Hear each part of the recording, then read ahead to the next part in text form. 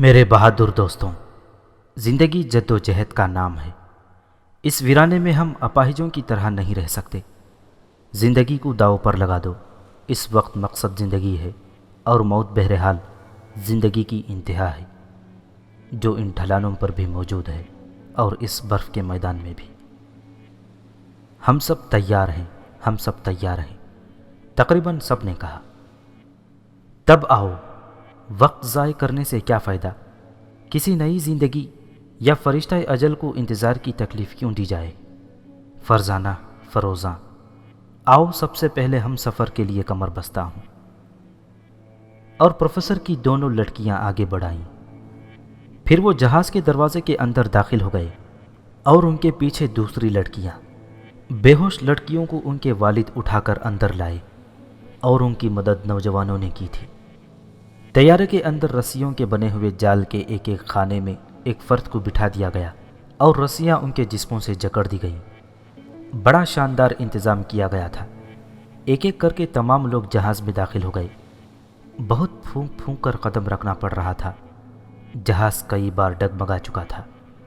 بالآخر آخری آدمی بھی اندر آ گیا اور جہاز کا دروازہ مضبوطی سے بند کر دیا گیا۔ جہاز اب بھی معلق تھا۔ تب پروفیسر قادر نے ایک رسا پکڑا اور جہاز کے اگلے حصے میں پہنچ گیا۔ پھر اس نے دوسروں کو اشارہ کیا۔ سسکو اور اس کے تینوں ساتھی پائلٹ بھی اگلے حصے میں پہنچ گئے۔ جہاز ایک بار زور سے ڈگمگایا۔ اس کا اگلا حصہ نیچے جھکنے لگا تھا۔ اس کی دیکھا دیکھی چند اور نوجوان بھی رسے مضبوطی سے پکڑے ہوئے آگے آ گئے۔ جہاز کا توازن بگڑ گیا۔ ایک خوفناک جھٹکا ہوا اور ان کی چیخیں نکل گئیں۔ جہاز سست رفتاری سے نیچے پھسل رہا تھا۔ وہ سب برق رفتاری سے واپس پلٹے اور رسوں کی مدد سے اپنی جگہوں پر آ گئے، لیکن جہاز ڈھلان پر آگے بڑھ رہا تھا۔ اس کے پہیوں کی راڈیں برف کھرچ رہی تھیں، اور جب وہ برف کی گرفت سے آزاد ہوئی تو اچانک جہاز طوفانی رفتار سے آگے بڑھنے لگا۔ اب وہ باقاعدگی سے برف پر پھسل رہا تھا، اور یہ رفتار، ان کے دل اچھل کر حلق میں آ گئے تھے۔ جہاز کی کھڑکیوں کے شیشوں سے باہر کا منظر نظر آ رہا تھا۔ جہاز کے پھسلنے سے سخت جمی ہوئی برف کھرچ کر بلند ہو رہی تھی، اور دونوں طرف برف کی چادریں بلند ہو گئی تھیں۔ آنکھیں بند ہو گئیں، دلوں کی دھڑکنیں سست پڑ گئیں۔ ایسا لگ رہا تھا جیسے وہ آسمان سے نیچے گر رہے ہوں۔ کچھ کمزور دل ساخت ہو گئے کبھی نہ دھڑکنے کے لیے۔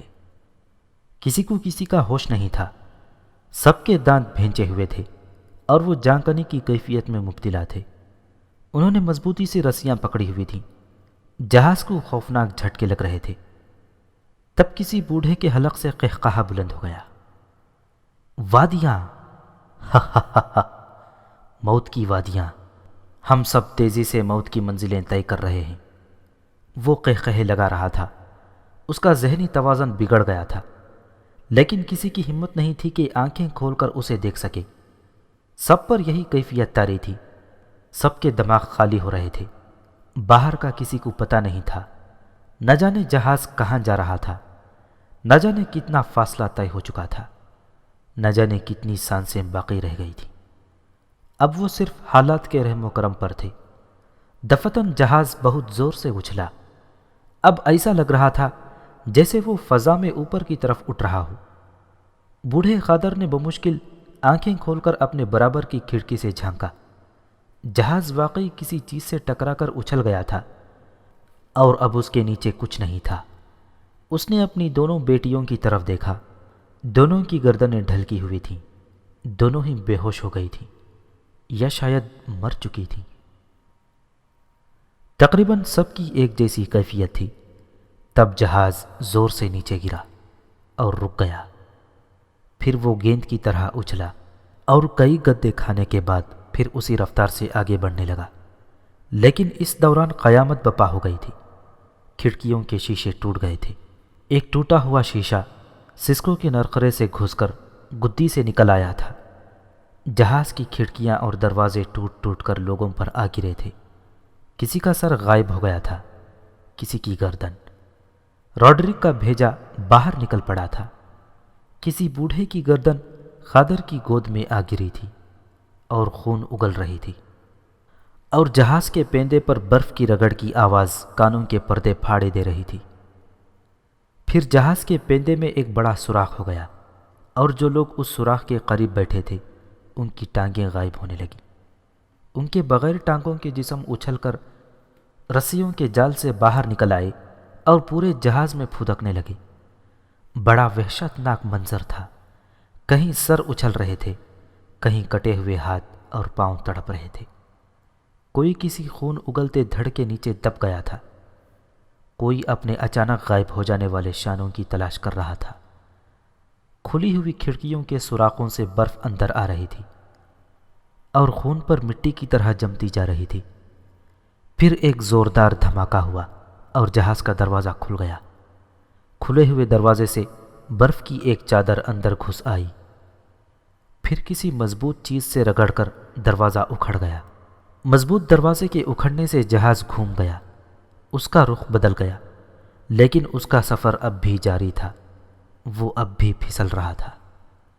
بوڑھے قادر کے ہونٹوں سے خون کی دھارا ابل رہی تھی، لیکن اس کے دانت بھینچے ہوئے تھے۔ اس کی آنکھیں تاریک ہو گئیں۔ جہاز کو ایک اور خوفناک جھٹکا لگا اور وہ سیدھا نیچے جانے لگا، اور پھر ایک خوفناک دھماکہ ہوا اور اس کے بعد کچھ نہ تھا۔ شاید جہاز کا سفر ختم ہو گیا تھا۔ سفید سفید ہیولے واضح ہوتے گئے۔ وہ انسان ہی تھے، ان کے جسموں پر لمبے چوغے تھے، لیکن ان کے چہرے بے حد خوفناک تھے۔ وہ خونخوار نگاہوں سے اسے گھور رہے تھے اور ان کے ارادے اچھے نہیں معلوم ہو رہے تھے۔ یہی ہے، ان میں سے ایک نے گرجتی ہوئی آواز میں کہا۔ ہاں، یہی ہے۔ پیچھے سے کئی آوازیں ابھریں اور ان میں سے چند ہیولے پیچھے سے نکل کر آگے بڑھ آئے۔ تب اس نے دیکھا سب سے آگے والا ہیولا آلٹرے کا تھا۔ اس کے ہاتھ میں ایک لمبا چاقو تھا جس سے خون ٹپک رہا تھا۔ وہ خشمگی نظروں سے اسے گھورتا ہوا آگے بڑھ رہا تھا، اور پھر اس نے بھیانک آواز میں کہا، بوڑھے شیطان، اب بول، اب میرے ہاتھوں سے بچ کر کہاں جائے گا؟ تو میرا قاتل ہے اور میں تجھے قتل کروں گا، اب میں تجھے قتل کروں گا۔ اس نے چاقو لہرایا اور چاقو قادر کے بائیں شانے پر پیوست کر دیا۔ ایک تیز کراہ اس کے منہ سے نکل گئی اور آلٹرے قہقہے لگاتا ہوا پیچھے ہٹ گیا۔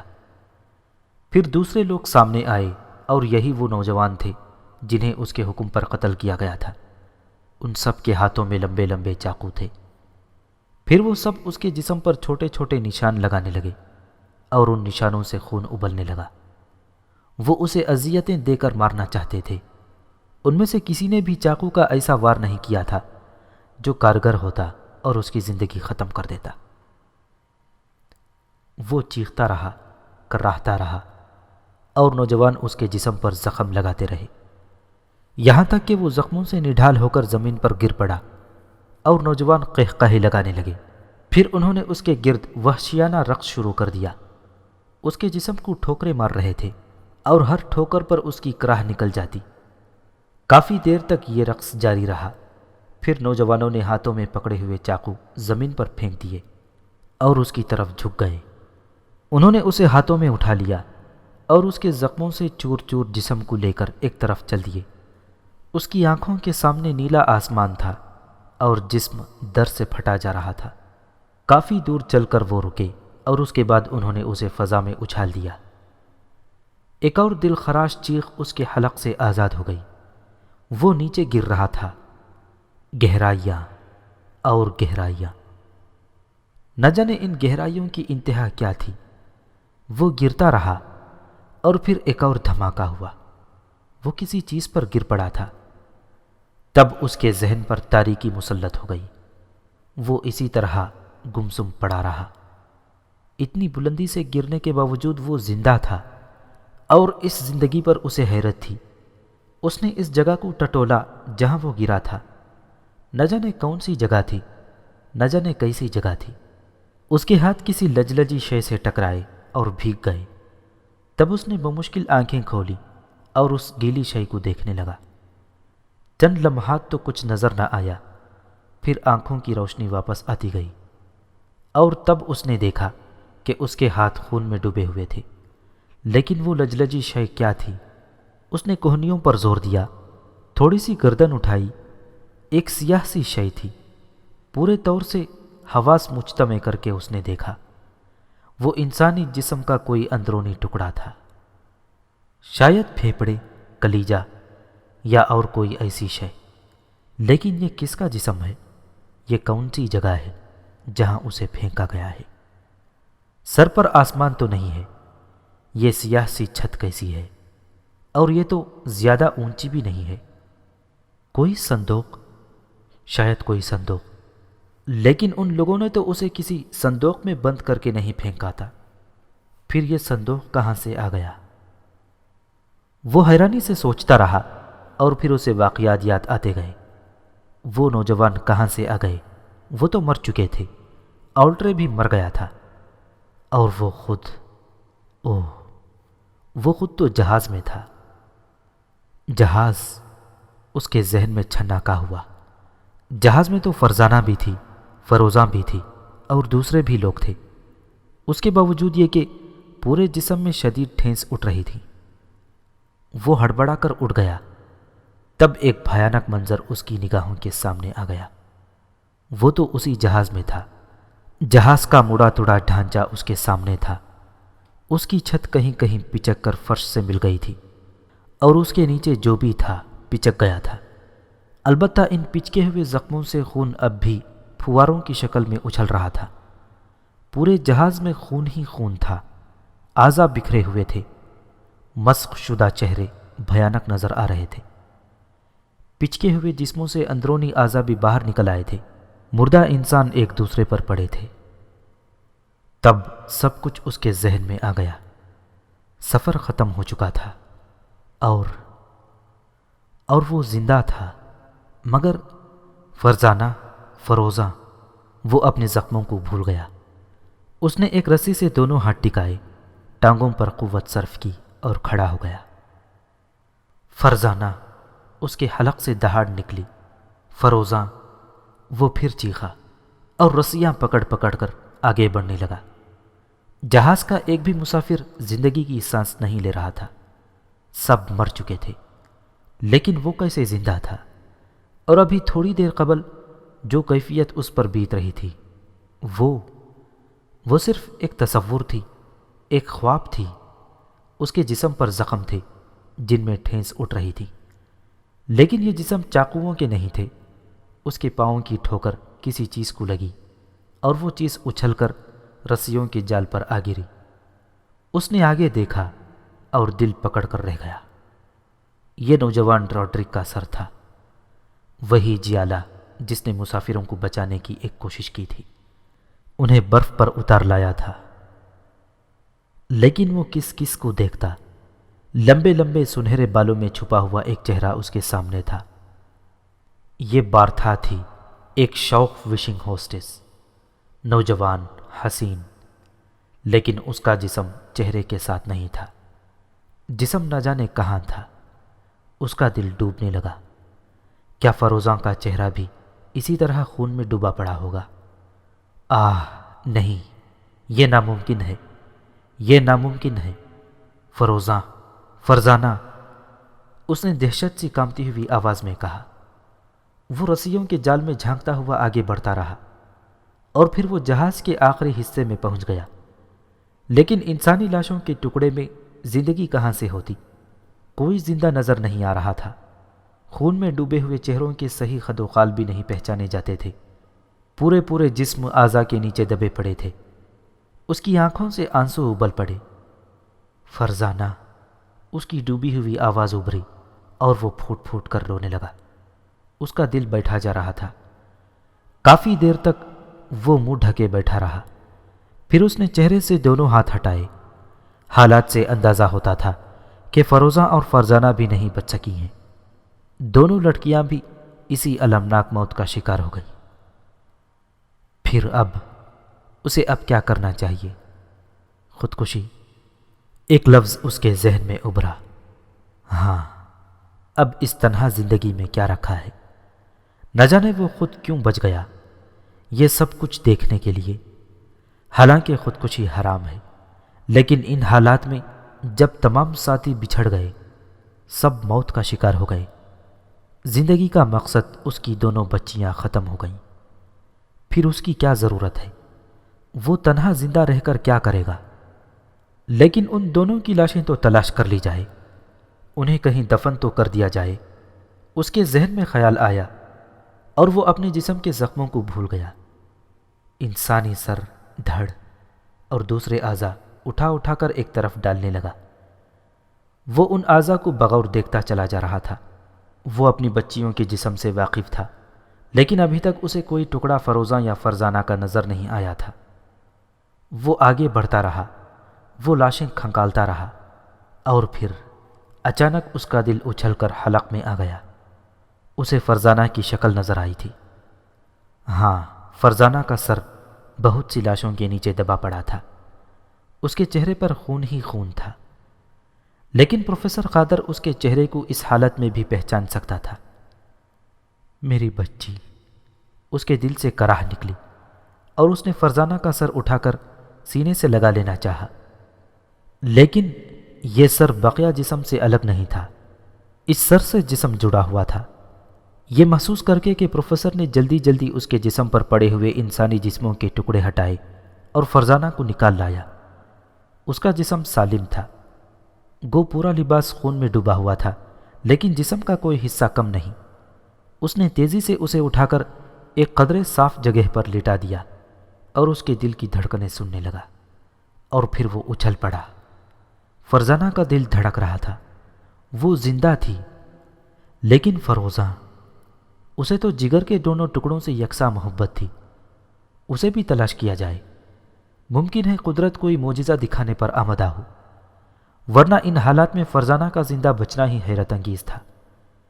اب اس نے لاشیں الٹنے کی رفتار بہت تیز کر دی۔ اس نے آن کی آن میں پورے جہاز کو کھنگال مارا، لیکن اسے تعجب ہونے لگا۔ فروزاں کی نہ تو لاش ہی مل سکی، نہ اس کا کوئی نشان ملا۔ شاید تلاش کرنے میں کوئی گڑبڑ ہو گئی ہو۔ اس نے ایک بار پھر لاشوں کو ٹٹولا، چہرے پہچانے، لیکن بے سود۔ فروزاں یہاں نہ تھی۔ اب ایک ہی بات سوچی جا سکتی تھی، وہ جہاز کے اس حصے میں تھی جو پچک گیا ہے، اور اب جس کے نیچے سے کوئی لاش ہی نکالی جا سکتی ہے۔ گویا فروزاں اس سے دور چلی گئی تھی۔ فرزانہ کے زندہ مل جانے سے جو خوشی ہوئی تھی، وہ فروزاں کی دردناک موت کے خیال سے کافور ہو گئی۔ وہ اپنی بچی کی لاش بھی نہیں دیکھ سکتا۔ وہ تھکے تھکے قدموں سے فرزانہ کی خون آلود جسم کے قریب پہنچ گیا۔ اس نے دھندلائی ہوئی آنکھیں صاف کیں اور اس کے جسم کو ٹٹولنے لگا۔ فرزانہ کے جسم کے بہت سے حصوں سے خون رس رہا تھا، لیکن بظاہر جسم صحیح سالم معلوم ہوتا تھا۔ کوئی بڑی چوٹ نظر نہیں آ رہی تھی، اور وہ صرف بے ہوش معلوم ہوتی تھی۔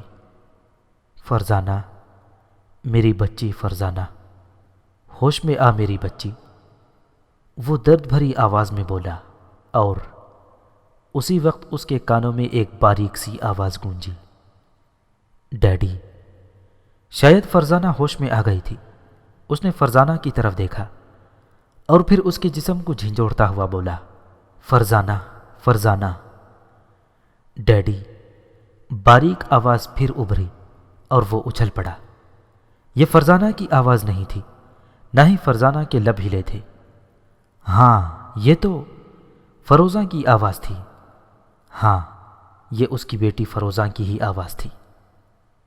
فروزاں، وہ پھیپھڑوں کی پوری قوت سے چیخا اور دیوانوں کی طرح چاروں طرف دیکھنے لگا۔ ڈیڈی۔ آواز اس بار تیز تھی۔ تب اس سے اندازہ ہوا کہ آواز طیارے کے باہر سے آ رہی ہے۔ دوسرے لمحے طیارے کے دروازے کی طرف لپکا اور اس کی بلندی کا اندازہ کیے بغیر نیچے کود گیا۔ فروزاں، اس نے ایک بار پھر چیخ کر آواز دی، ڈیڈی۔ اسے اپنے بائیں سمت سے فروزاں کی آواز سنائی دی اور وہ اس طرف لپکا۔ تب اس نے فروزاں کو لڑکھڑاتے ہوئے قدموں سے اپنی طرف آتا دیکھا۔ وہ تیر کی طرح لپکا اور فروزاں کے قریب پہنچ گیا۔ فروزاں، میری بچی، میری آنکھوں کا نور۔ اس نے فروزاں کو سینے سے بھینچ لیا اور پھر وہ فروزاں کے جسم کو ٹٹولنے لگا۔ میں ٹھیک ہوں ڈیڈی، چند چھوٹے چھوٹے زخم ہیں۔ باجی کہاں ہے؟ وہ بھی ٹھیک ہے، وہ بھی ٹھیک ہے۔ آہ میری بچیوں، اے خدا، میں تیرا احسان مند ہوں۔ اس نے آنسوؤں میں ڈوبی آنکھوں سے آسمان کی طرف دیکھتے ہوئے کہا، یہ حقیقت صرف معجزہ تھا۔ ایسی حالت میں جبکہ جہاز میں موجود ایک ایک فرد موت کی آغوش میں سو چکا تھا، کسی ایک انسان کے بھی مکمل جسمانی اعضاء یکجا نہیں کیے جا سکتے تھے۔ وہ تینوں زندہ تھے، عقل تسلیم نہیں کرتی تھی، لیکن قدرت کے لیے ایسے کام مشکل نہیں ہوتے۔ اس نے فروزاں سے کچھ بھی نہیں پوچھا اور جہاز کے دروازے کی طرف بڑھا۔ فروزاں کو نیچے کھڑا کر کے وہ اچھلا اور جہاز کے دروازے سے لٹک گیا۔ پھر اس نے اپنے جسم کو اوپر اٹھایا اور جہاز میں داخل ہو گیا۔ فرزانہ اسی طرح بے سیدھ پڑی تھی۔ اس نے فرزانہ کی نبض ٹٹولی، نبض بدستور چل رہی تھی۔ وہ فرزانہ کے جسم کو احتیاط سے بازوؤں میں اٹھائے دروازے پر آیا، نیچے بیٹھا اور پھر پوری احتیاط سے نیچے کود گیا۔ باجی! فروزاں کے منہ سے چیخ نکلی اور وہ فرزانہ پر جھک گئی۔ ٹھیک ہے، بے ہوش ہے، اسے کوئی خاص نقصان نہیں پہنچا۔ کوئی مناسب جگہ تلاش کرو۔ ادھر آئیے ڈیڈی، میں 2-3 گھنٹے سے اس علاقے میں بھٹک رہی ہوں۔ یہاں تک پہنچنے کے لیے مجھے طویل سفر طے کرنا پڑا۔ اس طرف نرم گھاس کی جھاڑیاں ہیں، بے حد نرم، حیرت انگیز طور پر نرم۔ شاید میں انہی کی وجہ سے بچ گئی، ورنہ… پروفیسر فرزانہ کے بے ہوش جسم کو اٹھا کر تیز تیز قدموں سے چل پڑا اور پھر وہ اس حیرت انگیز سنہری گھاس کی جھاڑیوں کے قریب پہنچ گئے جو چھوٹی چھوٹی اور سپونج کی طرح نرم تھی۔ اس نے فرزانہ کو گھاس پر لٹا دیا اور پھر جلدی سے اپنی قمیض اتار دی۔ قمیض پھاڑ کر اس نے فرزانہ کے چہرے سے خون صاف کیا اور دونوں اسے ہوش میں لانے کی کوشش کرنے لگے، لیکن کافی دیر کی کوشش کے باوجود وہ ناکام رہے۔ فرزانہ زندہ تھی لیکن اس پر طویل بے ہوشی طاری تھی۔ فروزاں اٹھ گئی۔ اس نے قرب و جوار کے علاقے سے خشک گھاس جمع کی اور پتھروں کے 2 ٹکڑے اٹھائی۔ وہ پتھروں کو رگڑ کر آگ جلانے کی کوشش کرتی رہی۔ اس دوران خادر بدستور فرزانہ کو ہوش میں لانے کی ترکیبیں کرتا رہا تھا۔ اس کے حواس گم ہوئے جا رہے تھے، ذہنی کیفیت اعتدال پہ نہیں تھی، اس لیے کسی اور سلسلے میں انہوں نے کچھ نہ سوچا تھا۔ بس پوری کوشش اس بات پر صرف ہو رہی تھی کہ کسی طرح فرزانہ کو ہوش آ جائے۔ فروزاں آگ جلانے میں کامیاب ہو گئی۔ اس نے خشک ٹہنیاں اور بہت سی چیزیں آگ میں جھونک دی اور آگ کی خوشگوار حرارت دور دور تک پھیل گئی تھی۔ فرزانہ کے سانس اعتدال پر تھے اور یہی بات اطمینان کا باعث تھی۔ خادر اس کے جسم پر کوئی گہرا زخم تلاش کرنے میں بھی ناکام رہا تھا، البتہ یہ بے ہوشی شاید دماغ کی کسی اندرونی چوٹ کا نتیجہ ہو۔ تب خادر نے چند گہری گہری سانسیں لی اور پھر وہ فروزاں کی طرف دیکھ کر بولا، حواس قائم رکھو فروزاں، ہمیں ہر قسم کے حالات کا مقابلہ کرنے کے لیے تیار رہنا ہے۔ جہاز کے دوسرے لوگوں کو ہم کوئی مدد نہیں کر سکتے ڈیڈی، کیا زخمی ہماری مدد کے مستحق نہیں ہیں؟ فروزاں نے کہا، میرا خیال ہے کہ باجی خطرے میں نہیں ہے، میں ان کی دیکھ بھال کر رہی ہوں، آپ ان لوگوں کو دیکھیے۔ اور پروفیسر کی گردن جھک گئی۔ پھر اس نے بھرائی ہوئی آواز میں کہا، اب ان میں سے کوئی بھی ہماری مدد کا محتاج نہیں ہے۔ اوہ! فرزانہ کی ڈوبی ہوئی آواز ابھری، تو کیا وہ سب؟ ہاں، پروفیسر نے گلوگیر لہجے میں کہا اور پھر چونک کر بولا، کیا تم نے انہیں نہیں دیکھا؟ اور فروزاں، تم جہاز سے باہر کیسے پہنچ گئی؟ مجھے کچھ احساس نہیں ڈیڈی۔ جہاز کی تیز رفتاری سے دماغ سن ہو گیا تھا، حواس گم ہو گئے تھے، جھٹکے لگ رہے تھے اور بہت سی چیزیں میرے جسم سے ٹکرائی تھیں۔ مجھے چوٹ کا احساس بھی نہیں تھا، بس جسم سن ہو گیا تھا۔ اور پھر جہاز کو ایک زوردار جھٹکا لگا اور میں اپنی جگہ سے اچھل گئی، اور پھر مجھے ایسا محسوس ہوا جیسے میں پرواز کرتی ہوئی جہاز کے کھلے دروازے سے باہر نکل گئی۔ مجھے نیچے گرنے کا بھی احساس تھا ڈیڈی، بس اس کے بعد میں بے ہوش ہو گئی۔ ہوش آیا تو یہاں سے دور ایسی ہی گھاس کے ایک بڑے ڈھیر پر پڑی تھی۔ بڑی نرم گھاس ہے، شاید میں اسی پر گرنے کی وجہ سے بچ گئی تھی۔ ناقابل یقین بات ہے، لیکن معجزوں پر یقین کرنا پڑتا ہے۔ قدرت ہمیں بچانا چاہتی تھی، اور وہ بچانا چاہے تو ایسے ہی ناقابل یقین واقعات ظہور پذیر ہوتے ہیں۔ پھر کیا ہوا؟ بس میں ہوش میں آ کر گھاس کے ڈھیر سے اتر آئی۔ فرزانہ نے کہا، مجھے آپ کی تلاش تھی اور دور سے مجھے یہ جہاز نظر آیا۔ میں اس کی طرف چل پڑی اور آپ کے پاس پہنچ گئی۔ غور کرو فروزاں، جہاز اس بلندی سے اس وادی پر گرا ہے۔ کیا کوئی یقین کر سکتا ہے کہ اتنی بلندی سے گرنے کے بعد کوئی چیز صحیح سلامت رہ سکتی ہے؟ لیکن ہم بچ گئے۔ کاش دوسرے بھی زندہ بچ جاتے۔ سب مر گئے ڈیڈی، کوئی بھی زندہ نہیں بچا، پروفیسر نے آنسوؤں میں ڈوبی ہوئی آواز میں کہا، اور فروزاں کی آنکھوں سے بھی آنسو بہنے لگے۔ اسی وقت فرزانہ کی کراہ سنائی دی اور وہ دونوں اچھل پڑے۔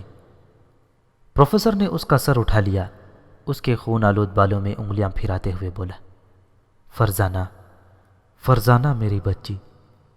فرزانہ نے آہستہ سے پلکیں جھپکائیں اور پھر اس نے آنکھیں کھول دیں۔ ڈیڈی، وہ کمزور آواز میں بولی۔ ہاں میری بچی، میں تیرے پاس موجود ہوں، میں تیرے قریب ہوں میری بچی۔ پروفیسر نے اس کا سر سینے سے لگا لیا۔ فروزاں کہاں ہے؟ فرزانہ نے کمزور آواز میں پوچھا۔ میں یہاں ہوں باجی، یہ رہی تمہارے پاس۔ خدا کا شکر ہے، خدا کا شکر ہے، فرزانہ کے منہ سے نکلا، اور پھر وہ مستورانہ انداز میں بولی، اوہ آپ زخمی ہیں ڈیڈی، آپ زیادہ زخمی تو نہیں ہیں؟ بالکل نہیں فرزانہ، تمہیں کہاں چوٹ آئی ہے مجھے بتاؤ، پروفیسر نے اپنے اوپر قابو پاتے ہوئے کہا۔ میں نہیں جانتی، کیا میں بھی زخمی ہوں؟ دوسرے لوگوں کا کیا حال ہے؟ سب ٹھیک ہے، بالکل ٹھیک ہے، پروفیسر نے اس کا گال تھپ تھپاتے ہوئے کہا، اور فرزانہ سہارا لے کر بیٹھ گئی۔ پروفیسر اندرونی طور پر خوشی محسوس کر رہا تھا، گو وہ ایک بھیانک المیے سے دوچار ہو چکے تھے، لیکن یہی کیا کم تھا کہ خود پروفیسر کے جسم پر کوئی زخم نہیں آیا تھا۔ اس کی اپنی دونوں بچیاں زندہ تھیں۔ اسی طرح نیو یارک ایئرپورٹ سے پرواز کرنے والے اس بدنصیب طیارے کے عملے سمیت 304 مسافروں میں سے صرف 3 مسافر زندہ تھے، لیکن کون جانے ان کی زندگی کے لیے بھی آئندہ کون کون سے حادثات تیار ہوں۔ فی الحال تو وہ اس جگہ کے بارے میں اندازہ بھی نہیں لگا سکتے تھے کہ یہ کون سی جگہ ہے۔ فرزانہ اب بالکل ٹھیک تھی، گو اس کے جسم پر بھی چند زخم تھے، لیکن قابل تشویش ایک بھی زخم نہیں تھا۔ پروفیسر کافی دیر تک دونوں بچیوں کو سینے سے لگائے گھاس کے ڈھیر پر بیٹھا رہا۔ اس کی نگاہوں میں اپنے ساتھیوں کی تصویریں رقص کر رہی تھیں۔ جہاز کے اندرونی مناظر گھوم رہے تھے۔ اگر لڑکیاں ان مناظر کو دیکھ لیتیں، یا تو وہ خوف سے پاگل ہو جاتی یا ان کے ہارٹ فیل ہو جاتے، لیکن اب کیا کرنا چاہیے؟ جو کچھ ہونا تھا وہ تو ہو چکا، اور یہ حقیقت تھی کہ اگر نوجوان باغی نہ ہو جاتے اور لڑکیوں کی آبرو کو خطرہ نہ ہوتا تو پروفیسر کسی دن خاموشی سے اپنا سفر شروع کر دیتا اور ان لوگوں کو ان کے حال پر چھوڑ آتا۔ ظاہر ہے وہ صرف اپنی زندگی خطرے میں ڈال سکتا تھا، دوسروں کی نہیں، لیکن پھر حالات بدل گئے اور اسے اپنی تجویز میں ترمیم کرنا پڑی۔ موت ان لوگوں کا مقدر تھی، یہاں آ گئی، برف پر بھی آ سکتی تھی۔ وہ اپنے اعصاب کو درست کرنے کی کوشش کرنے لگا۔ اب آئندہ حالات سے نمٹنا تھا، اور اس کے لیے پہلے اس جگہ کے بارے میں اندازہ لگانا تھا۔ یہ کون سی جگہ ہے اور یہاں کا حدود اربع کیا ہے؟ چنانچہ وہ دونوں بچیوں سے مخاطب ہوا، فروزاں، فرزانہ، اگر تم لوگ ٹھیک ہو تو مجھے تھوڑی دیر کے لیے اجازت دو، میں اس وادی کے بارے میں جاننے کی کوشش کروں گا۔ انکل سسکو کو بھی ساتھ لے لیں ڈیڈی، دوسرے لوگوں کے ساتھ؟ ہاں تم فکر مت کرو، میں ابھی تھوڑی دیر میں واپس آتا ہوں، پروفیسر قادر نے کہا، اور پھر وہ وہاں سے آگے بڑھ گیا۔ تقریباً 1 مربع میل کے علاقے میں پھیلی ہوئی یہ وادی پہاڑیوں کے درمیان ایک گڑھے کی حیثیت رکھتی تھی۔ چاروں طرف پہاڑوں کی بلند دیواریں تھیں جہاں تک پہنچنے کا کوئی راستہ نہیں تھا، البتہ ان وادیوں میں غاروں کے دہانے نظر آ رہے تھے۔ ایک طرف بلندی سے آبشار گر رہا تھا جو ایک چھوٹی سی ندی بناتا ہوا ایک پہاڑی دیوار کی سوراخ میں گھس کر نہ جانے کہاں جاتا تھا۔ یہ جگہ سرسبز تھی، خودرو درخت بے شمار تھے، بعض جگہوں پر سانپ اور دوسرے زہریلے جانور بھی نظر آئے، البتہ اور کسی جانور کا وجود نہیں تھا۔ سب سے حیرت انگیز چیز وہ چشمہ تھا جس سے بھاپ اٹھ رہی تھی۔ چشمے کے کنارے دور دور تک زمین خشک تھی۔ پروفیسر چشمے کے کنارے پہنچ گیا۔ وہ اس بھاپ کا راز جاننا چاہتا تھا۔ اس نے چشمے کے پانی میں ہاتھ ڈالا، خاصا گرم پانی تھا اور اس میں گندھک کی بو شامل تھی۔ چنانچہ یہ اندازہ لگانے میں دقت نہ ہوئی کہ چشمے کے نیچے گندھک کی کان ہے۔ یہ پانی زخموں کے لیے بے حد مفید ثابت ہو سکتا تھا اور اسے ٹھنڈا کر کے استعمال کیا جا سکتا تھا۔ قادر وہاں سے بھی آگے بڑھ گیا۔ وہ وادی کے 3 حصے دیکھ چکا تھا اور اب اس کا رخ چوتھے حصے کی طرف تھا۔ یہاں اس نے دیوار میں ایک عظیم الشان سوراخ دیکھا۔ کسی بہت بڑے غار کا دہانہ تھا۔ پروفیسر دہانے کے قریب پہنچ گیا اور پھر کچھ سوچ کر دہانے میں داخل ہو گیا۔ غار قدرتی ہی تھا، لیکن قدرت نے اس میں انسانی زندگی کی بہت سی ضروریات پوری کر دی تھی۔ جگہ جگہ سے سوراخوں سے روشنی آ رہی تھی جس سے غار منور تھا۔ ایک بڑا سا سپاٹ اور ہموار ہال تھا۔ وہاں خوشگوار گرمی پھیلی ہوئی تھی۔ دیواریں شفاف تھیں اور سلیں وغیرہ ذرا سی بھی نہیں تھیں۔ اور پھر پروفیسر کی نگاہ ایک دروازے پر پڑی اور وہ اچھل پڑا۔ ہاں، وہ دروازہ ہی تھا۔ پتھر کی ایک سل کو دروازے کی شکل میں تراشا گیا تھا، لیکن یہ سل قطعی غیر قدرتی تھی، گویا یہاں انسانی قدم آ چکے تھے۔ لیکن کیا اب بھی یہاں انسان موجود ہیں؟ لیکن کس قسم کے انسان؟ دروازے کی تراش سے معلوم ہوتا تھا کہ جس نے بھی اسے تراشا ہے وہ جدید تہذیب سے بخوبی واقف ہے۔ وہ آہستہ آہستہ دروازے کی طرف بڑھ گیا اور پھر اس نے دروازے پر قوت آزمائی کی، لیکن قوت آزمائی کی ضرورت ہی نہ پیش آئی۔ دروازہ تھوڑی سی قوت سے کھل گیا۔ دوسری طرف بھی ایک ہال تھا، ویسا ہی روشن اور صاف ستھرا، لیکن اس ہال میں اور بھی کچھ تھا جسے دیکھ کر پروفیسر کی آنکھیں حیرت سے پھیل گئیں۔ ہال میں نفیس تراش کا فرنیچر موجود تھا، جو تھا تو قدیم طرز کا، لیکن نہایت قیمتی اور اعلیٰ درجے کا تھا۔ دیواروں پر نفیس اور قیمتی کپڑے کے پردے لٹک رہے تھے اور ایک باریک پردے کے پیچھے ایک اور دروازہ نظر آ رہا تھا۔ پروفیسر کے دل میں عجیب عجیب خیالات آ رہے تھے، لیکن اس نے اسے بھی تائید غیبی جانا۔ شاید غیب سے اس کی مدد ہو رہی ہے۔ اس غیر یقینی حالات میں ہر واقعے، ہر حادثے کے لیے تیار رہنا چاہیے۔ چنانچہ اس خیال کے تحت اس نے دونوں بچیوں کو یہاں لے آنے کا فیصلہ کیا، اور پھر ملائم ریشمی پردہ لے کر وہ دروازے سے باہر نکل آیا اور پھر ہال سے بھی باہر نکل آیا۔ گندک کے چشمے کے پاس پہنچ کر اس نے پردہ پانی میں بھگو دیا اور اسے اٹھائے ہوئے واپس چل پڑا۔ فرزانہ کی آنکھوں میں آنسو بہہ رہے تھے۔ شاید فروزہ اسے جہاز والوں کا حشر بتا چکی تھی۔ پروفیسر کو دیکھ کر ان دونوں نے آنسو پوچھ لیے اور پھر پروفیسر نے مختصراً انہیں اس وادی کے بارے میں بتایا، اس غار کے بارے میں بتایا، اور دونوں لڑکیوں کے دل میں اسے دیکھنے کا اشتیاق پیدا ہو گیا۔ وہ غار کس کا ہے، وہاں کون ہے، اس سے ہمیں کوئی سروکار نہیں۔ ممکن ہے وہاں سے ہماری ضرورتیں پوری ہو سکیں، اسی لیے میں وہاں جانے کا فیصلہ کر چکا ہوں۔ کیا تم مجھ سے متفق ہو؟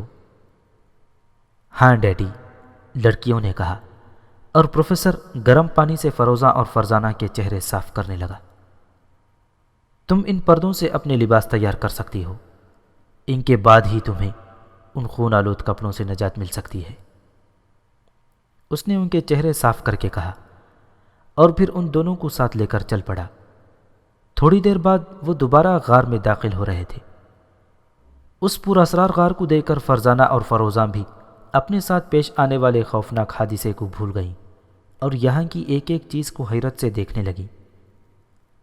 اس دوسرے دروازے کے پیچھے کیا ہے ڈیڈی؟ فروزہ نے پوچھا۔ معلوم نہیں، میں نے انہیں نہیں دیکھا، میں یہیں سے واپس ہو گیا تھا۔ دیکھو، اس دروازے سے میں نے پردہ پھاڑا ہے۔ دیکھیں ڈیڈی، فرزانہ نے کہا۔ ہاں آؤ، پروفیسر خادر نے کہا، اور وہ تینوں آہستہ آہستہ دروازے کے قریب پہنچ گئے۔ پھر پروفیسر خادر نے دروازے کو دھکا دیا اور دروازہ کھل گیا، لیکن دروازہ کھلتے ہی ایک عجیب سی خوشبو ان کی ناک سے ٹکرائی۔ بڑی خوشگوار بو تھی، البتہ دروازے کے پیچھے کا ماحول قدرے تاریک تھا، لیکن اتنا بھی نہیں کہ وہ وہاں کی چیزیں کو نہ دیکھ سکیں۔ پروفیسر اندر داخل ہوا اور اندر قدم رکھتے ہی اس کی آنکھیں حیرت سے پھیل گئیں۔ یہ ایک عظیم الشان لیبارٹری تھی۔ پورے ہال میں چاروں طرف الماریاں بنی ہوئی تھیں۔